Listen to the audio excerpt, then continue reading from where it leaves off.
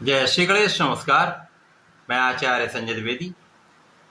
मेरे समस्त प्रबुद्ध दर्शकों का मेरे चैनल पर हार्दिक स्वागत है। प्रिय दर्शकों, आज मैं मेष राशि का नवंबर माह का मासिक राशिफल लेकर आपके सम्मुख उपस्थित हूँ। नवंबर माह में मेष राशि के लिए जो ग्रहों की स्थितियां बन रही हैं वो कितनी प्रभावी हैं, जो परिवर्तन होंगे वो कितना लाभ देने वाले हैं, अथवा कहीं पर कोई समस्या या अवरोध है तो उसका क्या निराकरण, संपूर्ण विश्लेषण मैं पूर्ण तर्क के साथ करने जा रहा हूं। प्रिय दर्शकों, इस राशिफल को आप अपने लग्न तथा राशि दोनों के अनुसार देख सकते हैं। 1 नवंबर को मेष राशि के लिए ग्रहों की स्थितियां इस प्रकार होंगी। जब आपके चतुर्थ भाव में गुरुदेव बृहस्पति उच्च राशि में होकर अत्यंत प्रबल अवस्था में होंगे। आपके लिए पंचम भाव में केतु का गोचर होगा। आपके षष्ठम भाव में शुक्राचार्य होंगे। आपके सप्तम भाव में सूर्यदेव का गोचर चल रहा होगा। आपके अष्टम भाव में मंगल और बुध होंगे। इसी प्रकार से आपके एकादश भाव में राहु के साथ प्रारंभिक समय में चंद्रमा होंगे तथा द्वादश भाव में शनिदेव का गोचर चल रहा होगा। शनिदेव वक्री अवस्था में होंगे। इस माह में जो पहला परिवर्तन है वो शुक्राचार्य का है। जब शुक्राचार्य 2 नवंबर को राशि परिवर्तन करके सप्तम भाव में अपनी मूल त्रिकोण राशि तुला राशि में प्रवेश कर जाएंगे। इसी माह में पुनः 28 नवंबर को ये राशि परिवर्तन करके वृश्चिक राशि में पहुंच जाएंगे। 16 नवंबर को सूर्यदेव का राशि परिवर्तन अपनी नीच राशि से मंगल की वृश्चिक राशि में होगा। यहाँ पर मंगल के साथ इनका महायुति प्रभाव आरंभ होगा। इस माह में 23 नवंबर को बुध का राशि परिवर्तन होगा, जब बुध वक्री अवस्था में गोचर करते हुए वापस तुला राशि में प्रवेश कर जाएंगे, जहां पर तुला राशि के स्वामी शुक्राचार्य के साथ इनका महायोग बनेगा। ये जो माह है वो विशेष प्रभाव देने वाला है, क्योंकि इस माह में 3 ग्रह वक्री अवस्था में रहेंगे। बुध वक्री होंगे, गुरु तथा शनिदेव भी वक्री अवस्था में होंगे। इस प्रकार से ये ग्रह इस माह में कुछ विशिष्टता देने वाले हैं, कुछ बड़े लाभ भी प्रदान कर सकते हैं। परंतु इस माह में प्रारंभिक समय में कुछ समस्याएं भी होंगी, क्योंकि प्रारंभिक समय में मेष राशि के लिए चतुर्थ भाव के स्वामी राहु के प्रभाव में होंगे। ये कोई बड़ी समस्या नहीं है, परंतु कुछ तनाव तो अवश्य प्राप्त होता है। चंद्रमा का गोचर 2.5 दिन का किसी राशि में होता है, उसके पश्चात ये राशि परिवर्तन कर लेते हैं। इसके पश्चात ये शनिदेव के साथ जाएंगे तो विषयोग बन जाएगा। तो प्रारंभिक 4-5 दिन कुछ आपके लिए तनाव हो सकता है, अनावश्यक डर हो सकता है, परंतु यहाँ पर उच्च के गुरु इस पूरी समयावधि में आपको संभालने भी वाले हैं, आपको महाबल देने वाले हैं, क्योंकि उच्च के गुरु महाबलवान स्थिति में आपके चतुर्थ भाव में गोचर कर रहे हों। गुरु का प्रभाव इस भाव के प्रभाव को तो बढ़ाएगा ही बढ़ाएगा, साथ में राहु के दुष्प्रभाव को भी कम करने वाला होगा। इसके साथ ही साथ शनिदेव पर इनका प्रभाव आपके कार्य क्षेत्र में आपको आगे बढ़ाने वाला होगा, आपके लाभ को गति देने वाला होगा। गुरुदेव बृहस्पति जब चतुर्थ भाव में होंगे उच्च राशि में होकर आपके कार्य क्षेत्र में आपको निरंतरता प्रदान करेंगे, जिसके कारण कार्य क्षेत्र में कोई बड़ी समस्या नहीं आने वाली। केवल आपके मन में एक प्रारंभिक समय अनावश्यक भय हो सकता है। आप अपने पूर्ण प्रयास नहीं कर पा रहे होंगे, इसलिए आपको कुछ तनाव तो अवश्य होने वाला है, क्योंकि प्रारंभिक समय में जो लग्नेश है मंगल वो भी अष्टम भाव में होंगे और अष्टम भाव में समस्त ग्रहों का प्रभाव निर्बल होता है, जिसके कारण ये कहीं ना कहीं एक समस्या हो सकती है। कुछ शारीरिक समस्याओं के कारण भी, कुछ स्वास्थ्य की समस्या के कारण भी आप उतना परिश्रम नहीं कर पाएंगे, जिसके कारण आपको तनाव हो सकता है।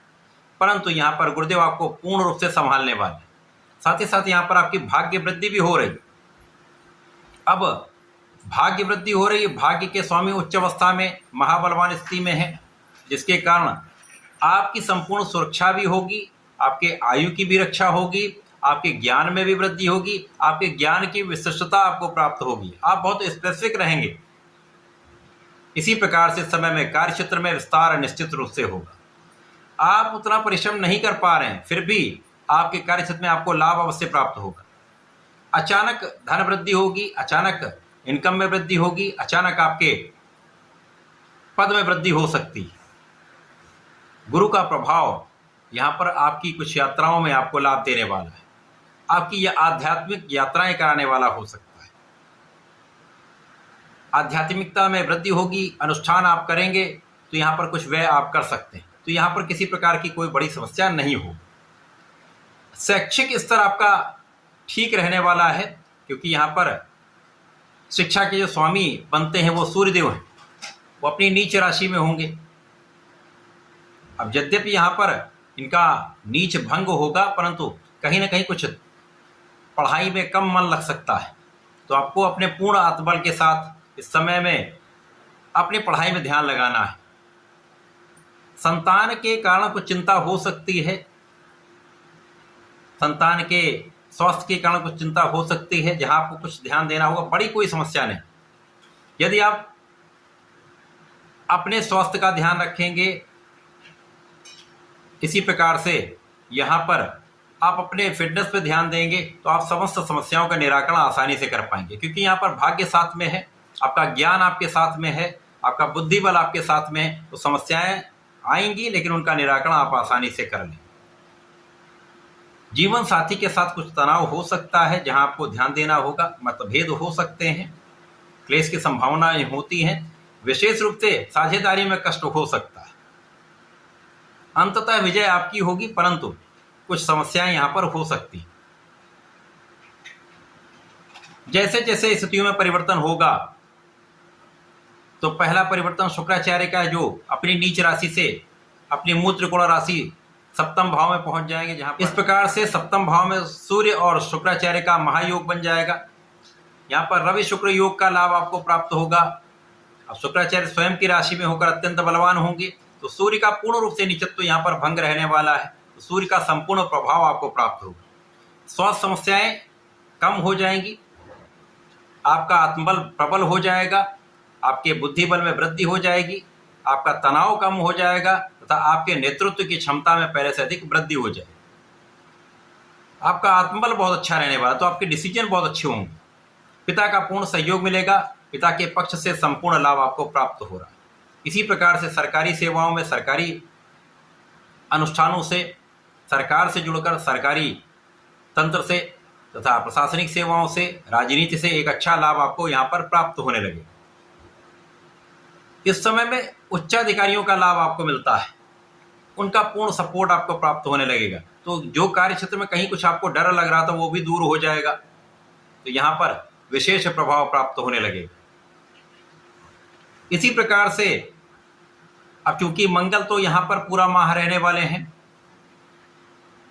तो यहाँ पर थोड़ा बहुत कहीं ना कहीं स्वास्थ्य में मौसम के अनुसार परिवर्तन हो सकता है, तो अपने खाने पीने पर नियंत्रण रखें, योगा प्राणायाम करें, तो इस समय का आप आसानी से निराकरण कर पाएंगे। अब जब 16 नवंबर को सूर्यदेव का राशि परिवर्तन मित्र की राशि में, मंगल की राशि वृश्चिक राशि में मंगल के साथ हो जाएगा। अब क्योंकि यहाँ पर ज्ञान के स्वामी सूर्य हैं और लग्न के स्वामी मंगल हैं, मंगल स्वयं की राशि में है, यहाँ पर बहुत कोई बड़ी समस्या नहीं है। सूर्य के साथ इनका बल बढ़ जाए। अब सूर्यदेव को कोई त्रिक दोष नहीं लगता है, इस प्रकार सूर्य और मंगल का महापराक्रमी योग आपको प्राप्त होगा। तो इस समय में विशिष्ट कार्यों से, स्पेसिफिक कार्यों से, अनुसंधान से, कुछ ऐसे कार्य जो गूढ़ रहस्य के हों, उनसे आपको विशेष लाभ प्राप्त होता है। अथवा ऐसी पारिवारिक संपत्ति जो कहीं ना कहीं बहुत समय से अटकी हुई थी, जिसका आपको लाभ नहीं मिल पा रहा, तो उससे एक बड़ा लाभ आपको धन के रूप में प्राप्त होने वाला है। पिता के सहयोग से अचानक ही धन प्राप्ति का योग बन रहा है। परिवार का सहयोग भी प्राप्त होगा, तथा इस समय में परिवार का सहयोग आपको लेना भी चाहिए। अपनी वाणी पर पूर्ण रूप से नियंत्रण रखना चाहिए। इस समय आपका परिश्रम पहले से अधिक अच्छा हो जाए। अब चूंकि यहाँ पर आपका स्वास्थ्य पहले से अच्छा हो जाएगा, तो आप परिश्रमी हो जाएंगे, परिश्रम का पूर्ण आप लाभ भी लेंगे। भाई बहनों को सहयोग भी प्राप्त होगा। इस समय में अपने पढ़ाई पर आपको विशेष रूप से ध्यान देना होगा, क्योंकि कहीं ना कहीं पढ़ाई यहाँ पर आपकी कुछ डिस्टर्ब हो सकती है, थोड़ा सा यहाँ पर प्रभाव आपको प्राप्त होगा। परंतु यदि आपने पूर्ण मनोयोग से आप अपने पढ़ाई में लगे रहे तो परिणाम में कोई नकारात्मकता नहीं आएगी। इस समय में जो तीसरा परिवर्तन होने वाला है इस माह में वो बुध का है। जब बुध अष्टम भाव में गोचर करते हुए वक्री अवस्था में आए, उसके पश्चात ये बैकवर्ड मूवमेंट करते हुए सप्तम भाव में पहुंच जाएंगे, जहां पर ये शुक्राचार्य के साथ योग बनाएंगे। अब शुक्राचार्य के साथ योग बनाकर पूरा माह यहाँ पर ये रहने वाले हैं। तो शुक्राचार्य के साथ बुध का जब ये योग बनेगा तो धन का महालाभ आपको प्राप्त हो जाएगा। यहाँ पर धन की वृद्धि का संपूर्ण योग बन रहा है। महाधन का लाभ इस माह में आपको प्राप्त अवश्य होगा। ये आपके कार्य क्षेत्र से हो सकता है, आपके व्यापार से हो सकता है, आपके प्रोफेशन से हो सकता है। विशेष रूप से कला क्षेत्र के जातकों को बड़े अवसर निश्चित रूप से प्राप्त होंगे। यहाँ पर आपका मनोबल भी श्रेष्ठ रहेगा, आपका धन बल भी अच्छा रहेगा, आपको सहयोग भी प्राप्त होगा, तो आप यहाँ पर बहुत आकर्षक रहेंगे। आपका वाणी का भाव भी प्रबल रहेगा, आपके सौंदर्य में वृद्धि होगी। तो पूर्ण रूप से ये माह का अंतिम 15 दिन आपके लिए अत्यंत विशेष प्रभाव देने वाला है। धन, मान, सम्मान, यश की प्राप्ति कराने वाला, अच्छे अवसरों की प्राप्ति कराने वाला है, आपके लिए अच्छे लाभ देने वाला है। इस पूरे माह में आपको नियमित रूप से भगवान गणपति की आराधना करनी चाहिए। शंकर नासन गणेशोत्तम का पाठ करें तथा प्रत्येक शनिवार को यदि बजरंग बाण का 5 बार पाठ करते हैं तो आपके लिए विशेष लाभ प्राप्त होंगे। समस्याओं का निवारण होगा तथा इस समय का संपूर्ण उपयोग आप कर पाएंगे। ऐसा करके इसका लाभ लें। धन्यवाद, नमस्कार।